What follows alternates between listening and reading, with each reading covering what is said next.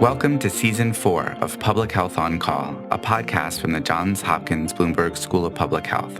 I'm Josh Sharfstein, Vice Dean for Public Health Practice and Community Engagement and a former Commissioner of Health in Baltimore City. Our goal is to bring scientific evidence and experience to current topics in public health through engaging interviews with scientists, community leaders, policy experts, public health officials, clinicians, and more. If you have ideas or questions for us to cover, please email us at publichealthquestion@jhu.edu. That's publichealthquestion@jhu.edu for future podcast episodes. Hi, I'm Lindsay Smith-Rogers, producer of Public Health on Call. Today, Stephanie Desmond talks to Johannes Trull and Svea Klosser about a new report from the Johns Hopkins Center for Health Security on the mental health of hospital and healthcare workers during the COVID-19 pandemic. Let's listen. Johannes Trull and Svea Klosser, thanks so much for joining me. Thank you for having us. Sure, happy to be here. Let me start with you, Johannes. You and Svea and a whole team of folks from the Center for Health Security did some surveys and interviews with hospital and healthcare workers about life during the COVID pandemic. And I'm curious, really curious, what you found. Yeah, so first of all, again, thank you for having us. It's great to be here, and it's great to talk about these findings, which I think are really important. So what we did is a combination of a survey and in-depth interviews with healthcare workers in the Hopkins healthcare system. And what we found is what is probably not surprising to anyone at this point is that these healthcare workers are under extreme levels of stress and have experienced extreme levels of stress during the pandemic. I would say one of the critical differences from what differentiates our study from other studies who have already been conducted on healthcare workers is that we looked at healthcare workers more broadly, like hospital workers, beyond just the clinical staff, like doctors and nurses who, have been investigated plenty of times before. And so there's a lot known about this population. I think what is less known is that there are, a lot of other frontline workers who bring the food to patients, who clean the rooms. And so our study was intentionally broader than just looking at the clinical staff. And you're finding that those folks are feeling just as stressed? Yeah, absolutely. And, I think what is important to add here also is that those folks are frequently, when we're thinking about this, the healthcare heroes narrative of people who do work at the front lines receiving at the very least sort of some gratefulness and sort of being lauded in the public eye. Other folks who are not necessarily, clinical workers don't really receive that, but are just under similar amounts of stress, are experiencing similar risk of exposure to COVID. And frequently also sort of, lower down on the income scale. So in addition to the stress they're experiencing, they're also under more financial distress, which then adds to the entire picture. Svea, what's it like to work on the front lines of COVID? I mean, I know that at first, doctors and nurses were hailed as heroes, and I know this has changed since your survey was finished. Now we're hearing sort of stories about people who work in the medical field being, spit at. So I'm curious if you could tell me what it's like. So I think people were a little conflicted about the heroism narrative, right? It's wonderful, of course, to be appreciated for what you do. But we heard a lot from people that being told they were a hero was nice, but at the end of the day, it wasn't what really mattered. And what really mattered was for them being shown that they mattered by the healthcare system. And coming back to what Johannes was saying earlier about sort of, these different levels of workers. I'm an anthropologist, and one of the sort of axioms of anthropological thinking about hospitals is that they mirror the society that they're part of and then also shape that society, right? So the hierarchies you see in the hospital between doctors and nurses and service staff, security, environmental services, food services, they mirror some of the racial and class hierarchies you see in the city of Baltimore, right? And under this experience of extreme stress, right, especially I'm thinking in the very early days when PPE was limited and nobody had enough, right? These hierarchies play out. So, service workers might feel especially like there's this heroism narrative, but do I really have access to PPE? Am I being prioritized? Is the service that I'm providing to patients really recognized financially? Am I getting paid for it? Am I getting vacation for it? Am I really protected with PPE? Those became the things that really mattered to people. Johannes, these feelings of sort of burnout and anxiety that you found, are these feelings that these folks had before the pandemic, or was this sort of unique to the pandemic? Yeah, so what our findings, were conducted like this. The data were collected during the pandemic, so it's hard to like really differentiate if folks experience this acutely, like how much of it, I guess, is like an experience acutely during the pandemic and how much might have been there before.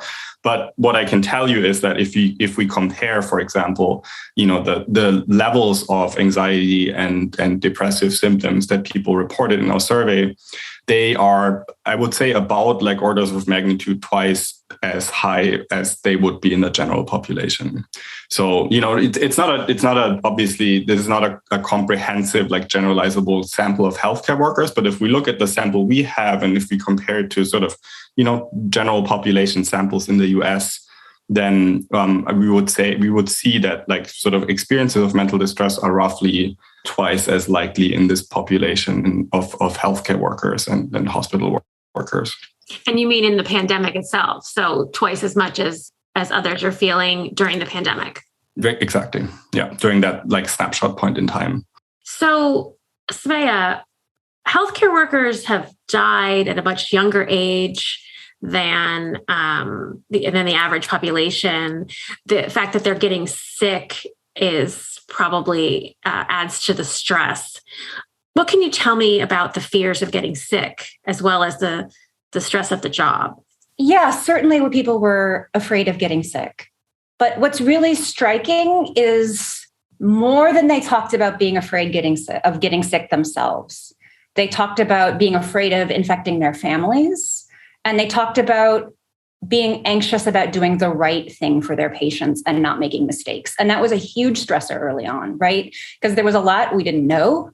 They were trying the best they could and under full knowledge that they often didn't really know what the best thing to do was for a given patient early on, right? And so what comes through in the interviews is some sense of anxiety for themselves, but the anxiety that really comes through is about their families, that they may carry COVID home to their families. So many of them were doing things like sleeping in a tent in a backyard, right? Not wanting to infect their families. And then also anxiety about, am I doing the best thing for my patients? Like, did I lose this patient? Was it on me? So those were actually really the things that were weighing most heavily on people. Svea, do you think we're going to lose these folks in the healthcare system? Is there going to be an exodus, do you think? A lot of them were talking about it, right? And so I think this underlines especially this need for this kind of comprehensive support. And that really includes things like time off, which is tough because, as the hospital administrators will tell you, they're struggling to find workers. So these are bigger issues here. But when we think about support, and especially as Johannes mentioned, for service workers, financial support is extremely important. Like we should not dismiss that at all. Making sure people are financially supported, have the time off they need, and have an institution that's listening are the key things. Johannes? Yeah, I would say like anecdotally, right now, what I've been hearing is that it is really hard to like find people who nursing staff who still wants to work on the front line. It's much more desirable now to like work in more administrative roles where you have like more flexibility in terms of like location, time, and you maybe don't have that exposure as much. In the survey, we asked a couple of questions that maybe, get at sort of the level of burnout and the feelings of regret of working in the healthcare sector. And we found the level of burnout sort of, it's a single item question. So, has like some limitations, but for what it's worth, like there were about like 5% of people who say they feel completely burned out, another 10% who say that they have symptoms of burnout that won't go away. And then about like over 30% who said that they definitely are burning out and have one or more symptoms of burnout. So, that in total makes almost like 50% of our sample who say that they have some like significant experience significant levels of burnout. And then when we looked about the feelings of regret, like regretting the decision to work in healthcare, we had over 8% of people who say that they strongly regret the decision of going to work in healthcare. So I think those data are also important to mention here. Very telling. What are some of the strategies, Johannes, that hospitals and others should be employing to try to reverse the tide in some way? Yeah, I would like to mention that it also, it's not just all doom and gloom. Like we also had people like talk about like sort of the positive aspects of being in this job and like feeling sort of, the intrinsic value of knowing that they're contributing to something that is really important for society and helping others, right? Like that's why people are in healthcare in the first place. And then the camaraderie within teams and in the hospital was mentioned a lot, that people really sort of treasured and valued the mutual support and the feeling that like we're in this together, we got this, we can do this. And I think for the hospitals, like a couple of things that are incredibly important is on the one hand, like communication, right? Which is also, it sounds so easy to do, but it's also not that trivial to do that in an evolving like the global pandemic where, at first we were all like sort of flung into this and like didn't know what was going to happen, how the situation would evolve. But for hospitals to communicate clearly with their employees and then also like monetary compensation, I think is incredibly important for people to feel valued. That goes beyond just the sort of, talk is cheap around like, you're the healthcare heroes. But how can we also demonstrate this appreciation in other ways that will make people feel seen and heard and valued? Svea? Yeah, adding on to the seen and heard and valued, one really interesting piece of advice that I heard from some of the service staff was to rethink that the way hierarchy works in the hospital, to think about creating teams that have a doctor, a nurse, the environmental service staff that's responsible for that unit, the security person for that unit, and have that team work together across what are often these levels of hierarchy as a way of bringing some of the service staff into a more explicitly valued position within the team. What about mental health services? I imagine that that's key to a lot of this. So in the hospitals that we interviewed people in, the hospitals had done a really strong job of making sure that mental health services were available.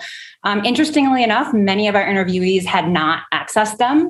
Often they said like, look, I don't have the time. It's kind of the feeling. They were exhausted. So mental health services are really important. Absolutely, of course. But some of these other supports are as important, I would say. Yeah, what I would like to add to that is, sort of as we're moving forward and maybe are, in some ways like coming out of like the height of the pandemic and the stressors on the healthcare system. And, it's hard to predict the future, but we'll see how it evolves. But that like, emotional, like psychological support, mental support is going to be very important moving forward as we're coming out of this. And as folks are, noticing what they're still struggling with that was very acutely experienced during the pandemic, but maybe people didn't have the time or the resources or the headspace to really take care of their mental health needs. And so, while I would anticipate that for a lot of people who have like coping skills, who have the resources, to deal with something traumatic that they may have experienced during the pandemic, that they can, cope just by themselves with the help of, loved ones and a supportive community. Other people will need, more professional support. And I think we shouldn't make the mistake of thinking, okay, now we're like, we've moved past this like peak in the pandemic and now everything's going to go back to normal and like everybody's going to be fine. So I think providing these services moving forward and reaching out to folks in need and putting offers out there is going to be very important. Johannes Troll, Svea Klosser, thanks so much for joining me. Thank you so much. Thank you.